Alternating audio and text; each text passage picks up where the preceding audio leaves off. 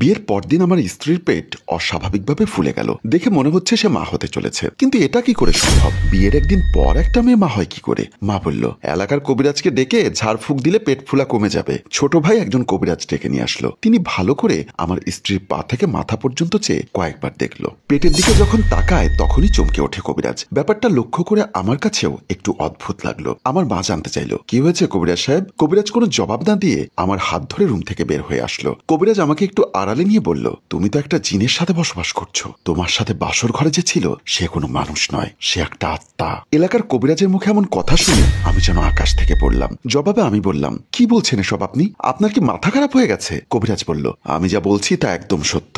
আমি কবিরাজকে বললাম, আপনি যা বলছেন তার প্রমাণ দিতে পারবেন তো? কবিরাজ আমাকে বলল, প্রমাণ আমাকে দিতে হবে না, প্রমাণ তুমি নিজেই পেয়ে যাবে। আমি বললাম, কি করে? সে বলল, তুমি তোমার স্ত্রীর কাছে তার পা দেখতে চাইবে। যদি সে সাধারণ কোনো মানুষ হয় তাহলে সহজেই সে তার পা তোমাকে দেখাবে, আর যদি না দেখায় তাহলে বুঝবে সে কোনো সাধারণ মানুষ নয়, সে হলো একটা ভয়ঙ্কর আত্মা, কারণ আত্মাদের পা উল্টো থাকে। আমি কবিরাজকে জিজ্ঞাসা করলাম, তার পেট ফুলে যাওয়ার কারণ কি? উত্তরে সে বলল, সে সত্যি মা হতে চলেছে। আমি অবাক হয়ে বললাম, কিন্তু এটা কি করে সম্ভব? বিয়ের একদিনের মধ্যে মা কিভাবে হওয়া যায়? সে বলল, এটার ব্যাখ্যা আমার জানা নেই। আমি কবিরাজকে আরো জিজ্ঞাসা করলাম, আচ্ছা আমি কি বিয়ে করেছি একটা আত্মাকে? কবিরাজ বলল, না, তুমি বিয়ে করেছো একটা মানুষকেই, কিন্তু ওই আত্মাটা তোমার বিবাহিতা স্ত্রীকে সরিয়ে তার জায়গাটা দখল করে আছে। কবিরাজ আমাকে জিজ্ঞাসা করলো, বিয়ের দিন রাস্তায় কোথাও বিয়ের গাড়ি থামিয়েছিলাম কিনা। আমি তাকে বললাম, জঙ্গলের ভিতরে বড় গাছটার নিচে এসে গাড়িটা নষ্ট হয়ে যায়, তাই গাড়িটা সেখানে থামানো হয়েছিল, আর আমিও ড্রাইভারকে গাড়ি ঠিক করতে সাহায্য করেছিলাম। কবিরাজ আমাকে জানালো, সেখানেই এই আত্মাটা তোমার স্ত্রীকে সরিয়ে তার জায়গাটা দখল করেছে। নিশ্চয়ই ওর কোনো সুপ্ত কামনা বা বাসনা আছে।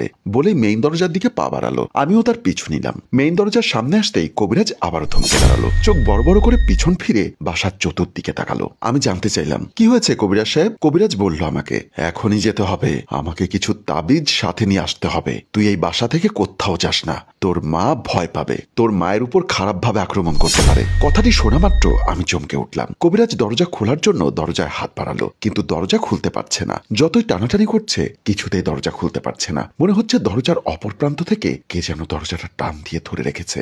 আমিও চেষ্টা করলাম, কিন্তু আমিও খুলতে পারছি না। কবিরাজ বলল, সর্বনাশ, এখন কি হবে? কি হয়েছে আমাকে খুলে বলুন। তোর বাসায় কি নুপুর আছে? আছে তো, কেন? নুপুর থাকলে নিয়ে আয়। আমি ভয়ে ভয়ে কাঁপা কাঁপা গলায় বললাম, পাশের রুমে আছে, আপনি আমার সাথে আসুন, আমার একা একা ভয় করছে। ঠিক আছে চল।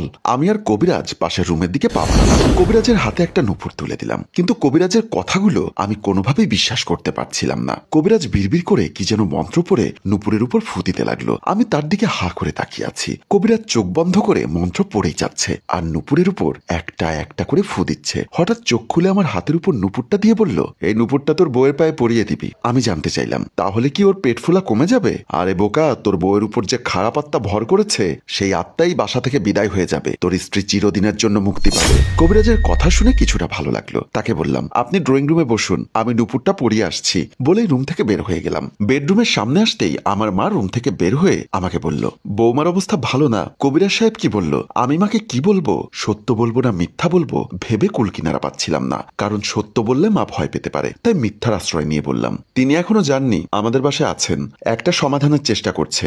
বলেই বেডরুমের ভেতরে ঢুকে গেলাম। মা তার রুমের দিকে চলে গেল। বেডরুমের ভেতরে ঢুকে দেখলাম নীলাভ বিছানার পাশে হেলান দিয়ে বসে হাঁপাচ্ছে। আমি ভয়ে ভয়ে বিছানার কাছে আসলাম। কাপা কাপা গলায় বললাম, আপনার পা দুটো বের করুন তো। আমার কথা শুনে নীলা যেন আকাশ থেকে পড়ল আর বলল, পা কেন? আমি বললাম, আপনার জন্য নুপুর এনেছি, আপনাকে নিজ হাতে পরিয়ে দিব। নীলা আমতা আমতা করে বলল, না না, এখন পড়াতে হবে না, আপনি টেবিলের উপর রেখে দিন, আমি সকালে পরে নিব। নীলার কথা শুনে এবার আমার সন্দেহ আরো গভীর হলো। আমি মনে মনে বললাম, এখন পা না দেখালেও রাতে যখন তুমি ঘুমিয়ে পড়বে তখন আমি লুকিয়ে হলেও তোমার পা দেখবই। আমাকে দেখতেই হবে এই কবিরাজ যা বলল তা সত্য কিনা। আর কথা না বাড়িয়ে চুপচাপ আবার রুম থেকে বের হয়ে গেলাম। পেছন থেকে নীলা কয়েকবার আমাকে ডাক দিল, কিন্তু আমি পেছনে ফিরলাম না। ড্রয়িং রুমের ভেতরে ঢুকে দেখলাম কবিরাজ বাসার চতুর্দিকে তাকিয়ে ফু দিচ্ছে। আমি পাশে গিয়ে বসে বললাম, ও তো পা দেখাতে চায় না, আমি কিভাবে পড়াবো? কবিরাজ বলল, আমি বলেছি না, এবার দেখেছো আমার কথা সত্যি হলো, তোমার স্ত্রী মানুষ না, সে একটা ভয়ঙ্কর জিন। যদি অমাবস্যা অমাবস্যা হতো তাহলে তুমি, আমি, তোমার মাকে ও এত সময় মেরে ফেলতো, এত সময় বাঁচতে দিত না। কিন্তু আজ পূর্ণিমা, তাই ওর শরীরে তেমন একটা শক্তি নেই। তারপরও যে শক্তি আছে তাতে আমাকে বন্দি করে ফেলেছে। আমি বাসার ভেতরে যেতে পারছি না। তোমাকে যে করে হোক ওর পায়ে নুপুরটা পরাতে হবে। আমি বললাম, রাতে যখন ও ঘুমাবে তখন না হয় ওকে পরিয়ে দিব। ঠিক আছে, তুমি ভালো কথা বলেছ। এমন সময় লক্ষ্য করলাম ড্রয়িং রুমের পর্দার বাহিরে কে যেন পর্দার আড়ালে দাঁড়িয়ে আমাদের দিকে তাকিয়ে আমার আর কবিরাজের কথা শুনছে। আমি কে কে বলতেই দৌড়ে বাসার ভিতর চলে গেল। কবিরাজ বলল, কি হয়েছে, তুমি কাকে দেখেছো? আমি পর্দার আড়ালে কাকে যেন দাঁড়িয়ে থেকে আমাদের কথা শুনতে দেখেছি। আমি ডাক দিতেই সে পালিয়ে গেল। ওটাই সেই বদচিন। তোমার আম্মাকে কিছু বলেছো? না, বলিনি। তুমি আমার কাছে থাকো, আমি আরো কিছু মন্ত্র পড়ে তোমার ভালোর জন্য তোমাকে ফু দিচ্ছি। বলেই মন্ত্র পড়ে আমার মাথার উপরে কবিরাজ ফু দিতে লাগলো। কবিরাজের কথা মতো রাতে ভয়ে ভয়ে বেডরুমে প্রবেশ করলাম। নীলা আগে থেকেই বিছানায় শোয়া ছিল। আমি ঘরের লাইট অফ করে শুয়ে পড়লাম। ঠিক মধ্যরাতে আমি খেয়াল করলাম নীলা ঘুমিয়ে পড়েছে। তাই আমি সিদ্ধান্ত নিলাম এবার নীলার পাটা দেখব। কবিরাজ যা বলেছে তা সত্যি কিনা, কিন্তু সম্পূর্ণ ঘর অন্ধকার ছিল। যদি লাইট জ্বালাই তাহলে নীলার ঘুম ভেঙে যাবে।